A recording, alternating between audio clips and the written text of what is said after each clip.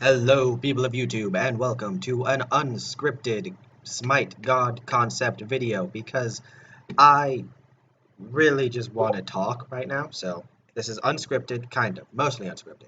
I have a god and some general concepts for the said god, but I didn't put together how I was going to present it to you because honestly, I didn't want to take the time to figure out how to do this because this is a tad complicated, the idea I have.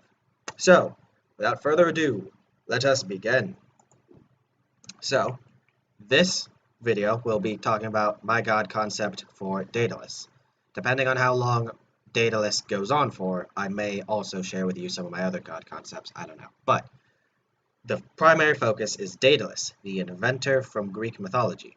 Most people know Daedalus as a, a small handful of things. Either they know him as the father of Icarus, the flying boy who went too close to the sun because he wanted Apollo's dick, or as the inventor, or not the inventor, the guy that created not only the labyrinth, but the means that facilitated the existence of the Minotaur, which then facilitated the need of the labyrinth.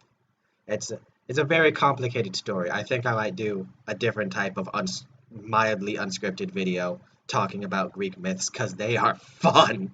Anyway, so the god concept, the Smite god concept for Daedalus that I have is, unlike most characters, he cannot attack.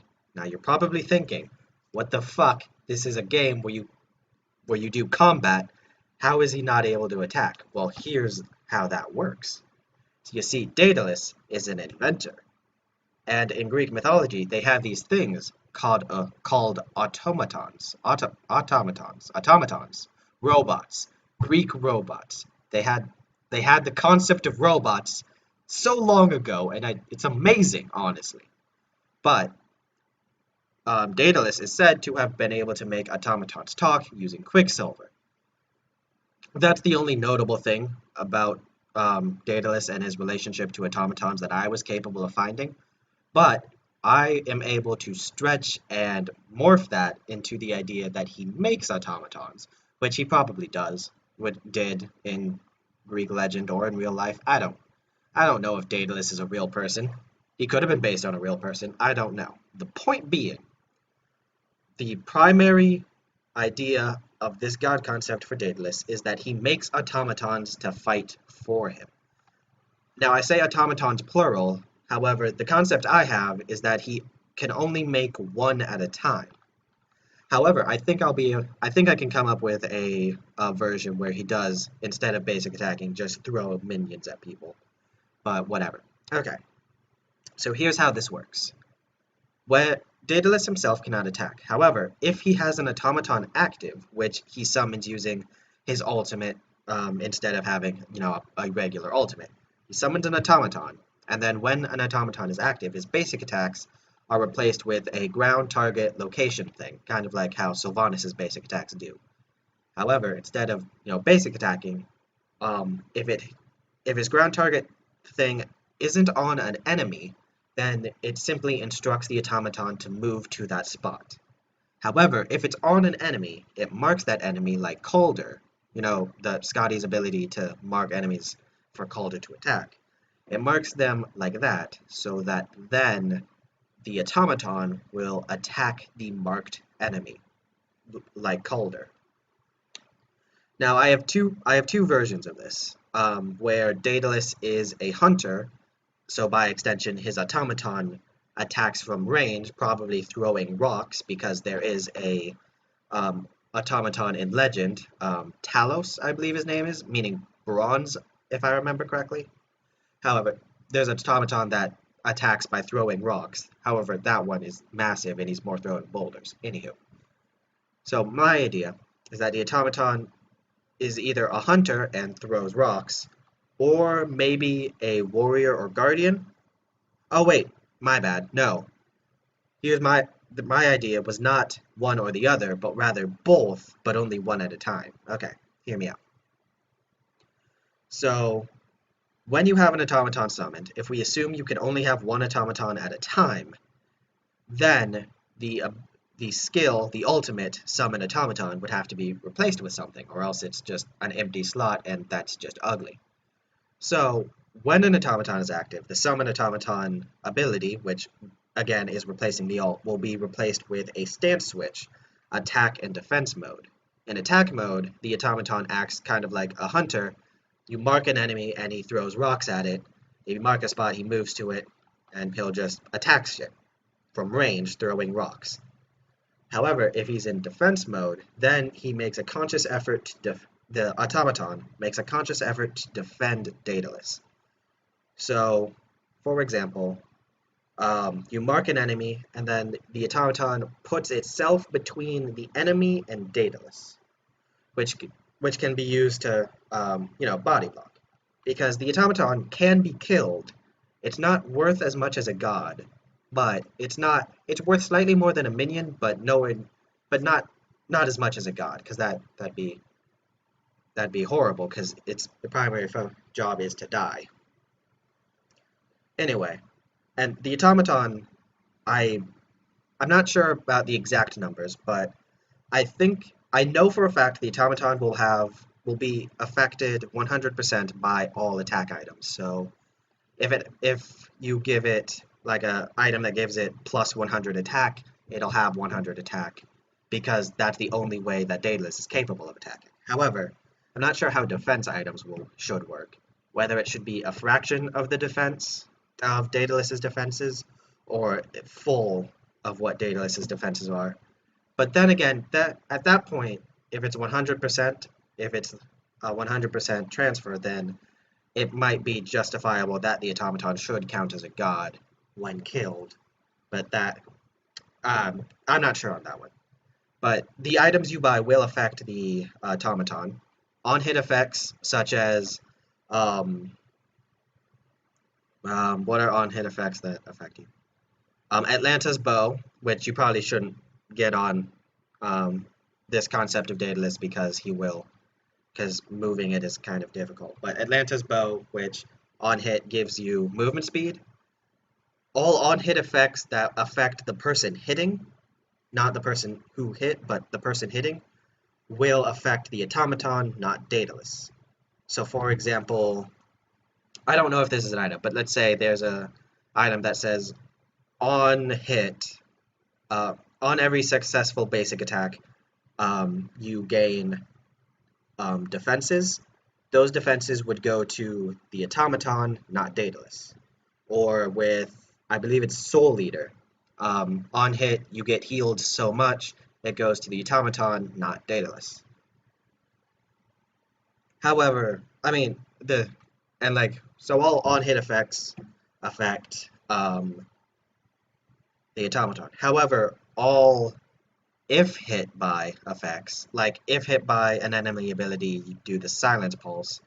Those, I'm not sure if they'll affect both the automaton or just Daedalus. That one I'm not sure on, and I would like your feedback in the comments below. But that's what I'm thinking about, like the general concept of Daedalus as a character in Smite. And I think maybe he'd have to get his own class, like Specialist or Summoner or something. So maybe not Summoner, because there are characters in this game that do summon, but it's not like a massive part of their kit, it's just something they can do. Anywho. So this maybe a new role for him, Specialist, and then the meta will form around maybe he's a tank or a solo laner or a mid laner. I don't know. I'm not personally sure what type of damage he should be doing. Because in Smite, visually, it's kind of hard to tell whether someone would be doing magical or physical damage, because Ymir does magical damage, but he's hitting you with a club, which is very physical, while Apollo does physical damage, but he's shooting you with magic. It's really weird. It makes no sense to me personally, but whatever. Anywho. So yeah, that's the general concept. He summons automatons, they have attack and defense mode, and as you build items, you're bulking up the automaton as well as Daedalus. So yeah, that is the basic concept. And then some ability ideas I have. are um, giving him different abilities based on whether or not the automaton is active. For example, if a dash ability, if the automaton is active, then the automaton is the one that does the dashing. But if the automaton isn't active, then Daedalus dashes away. I think I have that written somewhere called, yeah. When the automaton isn't active, it's called Daring Escape, and it's a damageless dash, but it's, to get the fuck out of there, because you can't defend yourself without the automaton. And then when the automaton's active, it's called Dash Protocol, and it will dash at either a marked target or at the targeter, depending on what is active. Like if you have someone marked with your basic attacks, then the automaton will dash at the marked enemy.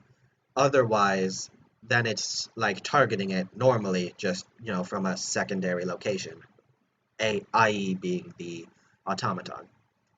And maybe this ability does slightly different things based on if in attack or defense mode. Like the dash could stun enemies if in defense mode to have some CC, or it just simply damages them and dashes through them in attack mode.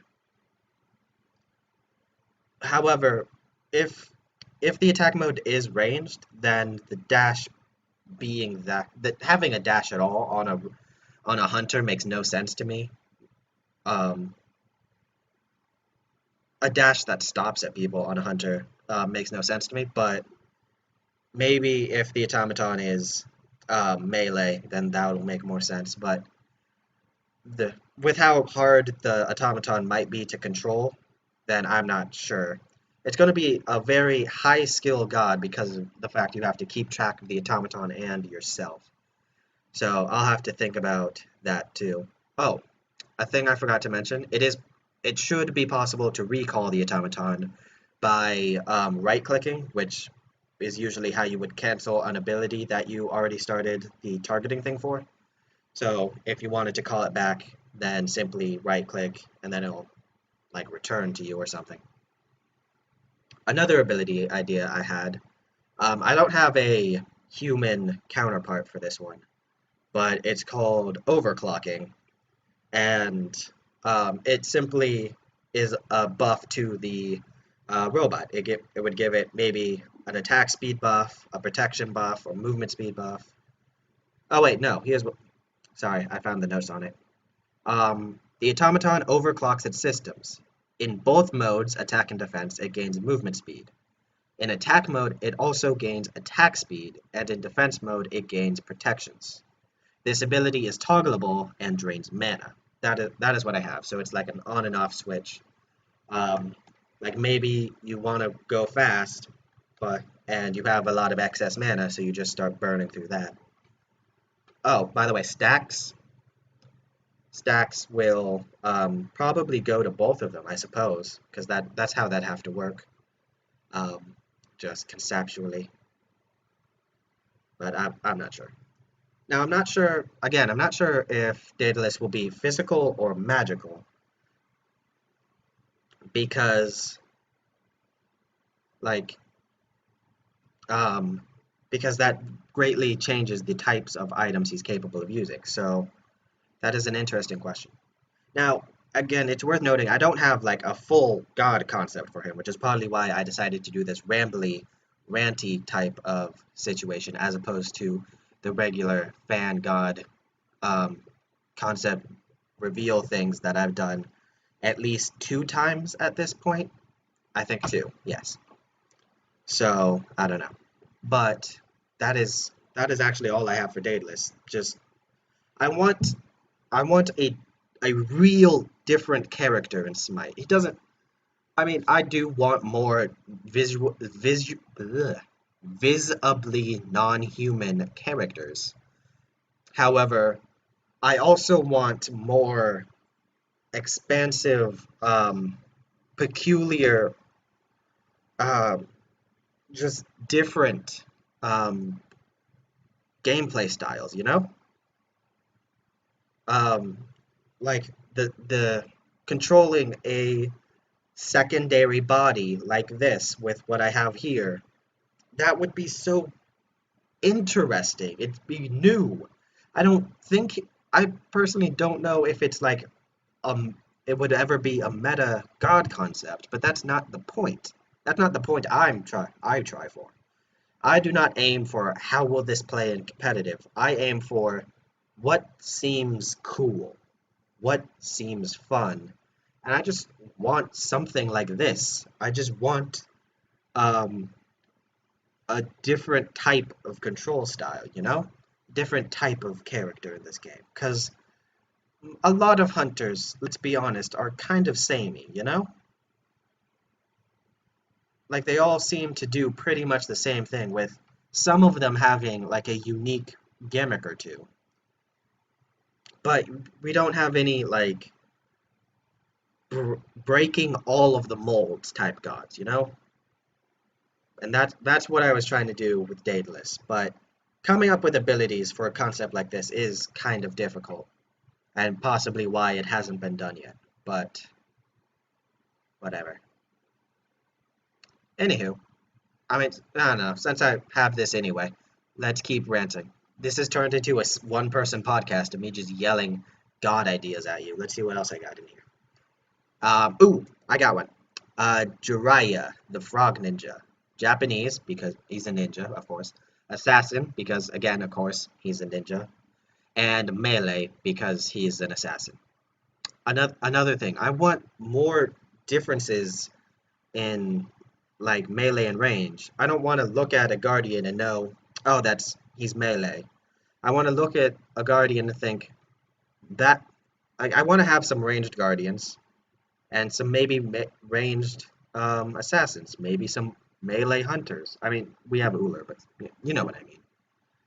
Just, I want more mix-up.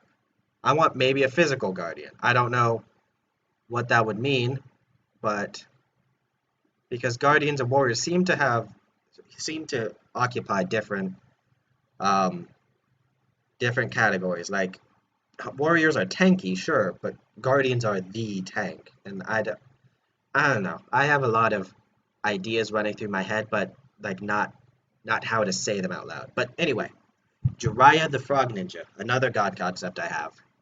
I like this one because because for his passive that I came up with, I made a use for the fact that there's a jump button in Smite. So his passive, which I called Frog Legs in my notes, using the jump button, spacebar, Jiraiya leaps to a ground target location, and the passive has a slight cooldown because of course it would, because it's technically an active ability. It's technically a fifth active ability, but the difference is it doesn't do damage, and it's just a jump. And I don't think there are any jumps that don't do damage, you know, or don't turn you invisible or something. So I feel justified putting a slight active on as his passive because it's just a jump. It's just his escape, which makes sense because he's a ninja and he should be incredibly escapey. And then I did, I'll admit, very minor research into ninjas in order to come up with his move list. So let's see. Next, his second ability, Bushin no Jutsu, which is if I remember correctly, kind of the shadow clone jutsu type situation, but and also taken to its magical extreme.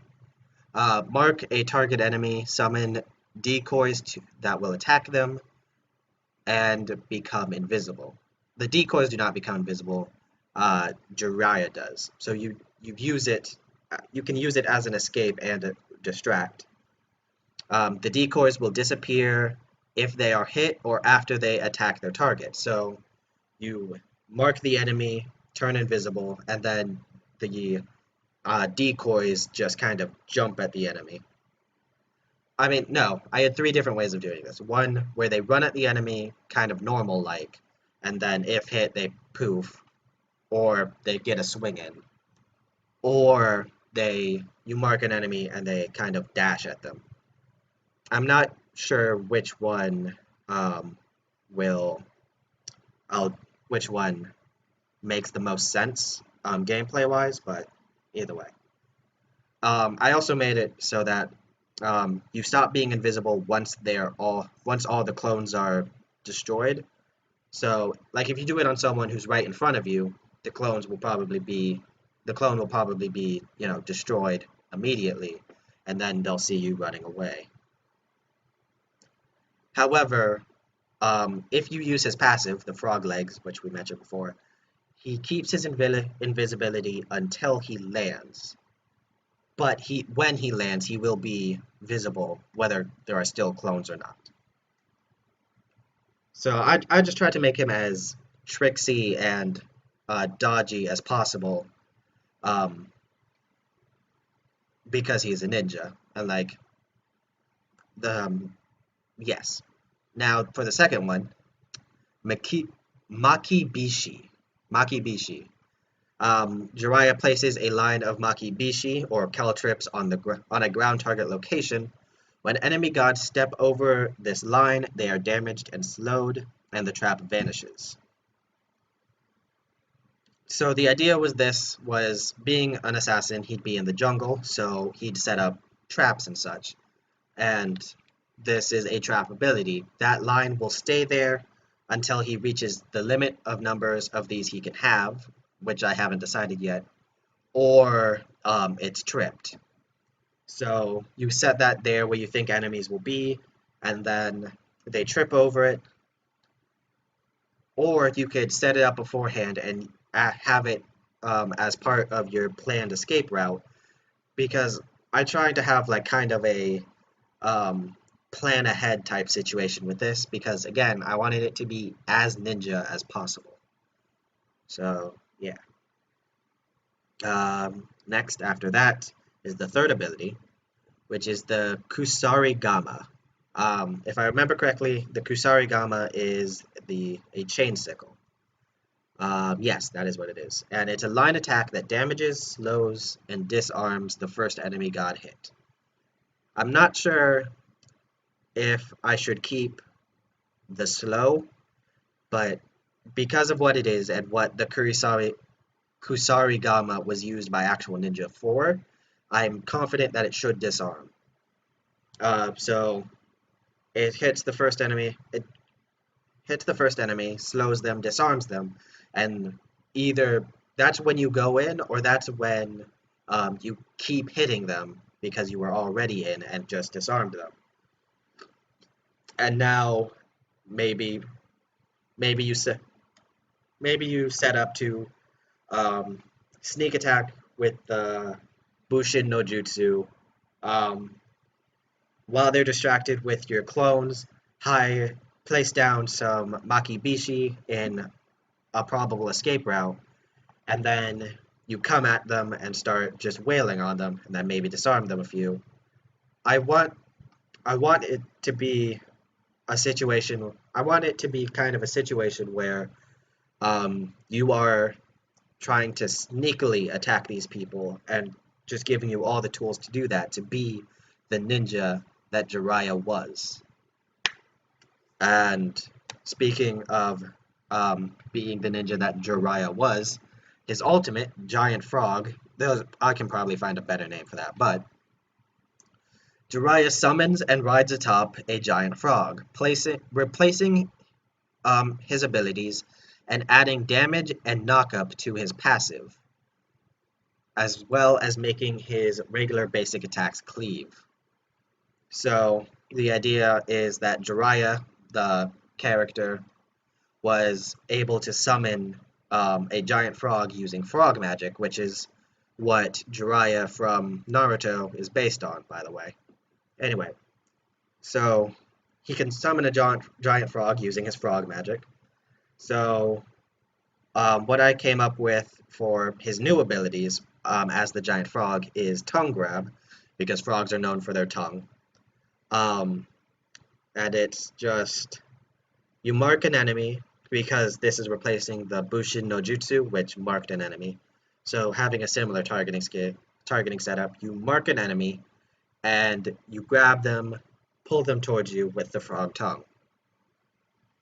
And then Fire Spit is the second new ability, which has the frog spit on a ground location, setting it on fire for a few seconds, damaging and slowing enemies within.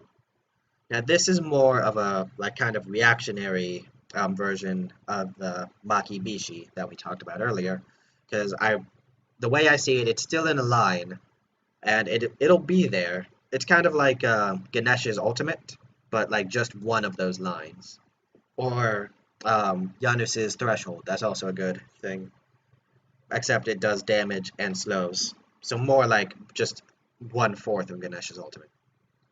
And then the third ability is now replaced with Fire Breath, where the frog breathes fire in a line, damaging enemies hit, but it's still able to move and rotate, kind of like Ares's fire cone. However, on the frog, it's a straight line. It's a straight line with a longer range, I imagine, than Ares's fire cone. So he's just blowing fire at the enemy. And yeah, that was actually a lot faster to talk about than Daedalus was, because he's not like a massive shift in the control of the character. I see no reason to stop, so let's keep going. What else do I have in here? I already did a video on Heimdall. Ooh, I like this one. This one's another Japanese god, because I very much like Japanese mythology. This is Sutoku Tenno, or Emperor Sutoku. He would be a Japanese god, a mage, and his title would be the Deceased Vengeful Emperor. Or would it be Vengeful Deceased Emperor? Either way. So, I don't have the story of Emperor Sutoku written down at the moment, but I can give you a brief synopsis. So, Emperor Sutoku was tricked by one of his relatives to sort of move power away from himself to someone that his relative had wanted him to, but he had convinced him to do so by claiming that Sutoku would keep all the benefits of being the emperor with none of the responsibility. So it sounded good to Sutoku, so he did that. However, he was then promptly betrayed and was forced out of royalty and exiled. So then he became a monk, and he wrote manuscripts and scriptures of such. However, out of spite, the relative that had tricked him, in an attempt to make his life even more miserable, I assume, convinced people that Sutoku used his own blood as the ink for the manuscripts, or mixed his blood in with the ink, making the manuscripts pretty much cursed and just evil. Well, eventually, Sutoku died, because that is what happens to humans. But when they were moving his body to be buried, it started to rain and storm. So the people carrying his body set up camp and waited. And when the storm ended, there was blood around Sutoku's coffin, all around the rocks that it was on. Now that's weird and interesting. But then, over years, the many different tragedies had struck Japan, specifically like the area that Sutoku was exiled from. And it is believed that Sutoku, angered and now vengeful, had become an onryo. I will admit I'm not 100% certain how to pronounce it, but it's basically the Japanese version of a vengeful, angry spirit. Except he is an incredibly powerful spirit. One of the most recent examples of his power that I found while doing research on Sutoku was a radio broadcast of the um, like the story of his life, like the radio play version of his story. And at the point in the story where he had actually become a ghost, an earthquake had struck Japan, and it is believed that his curse is still affecting Japan on some occasions because he is just that angry and vengeful. So, yeah.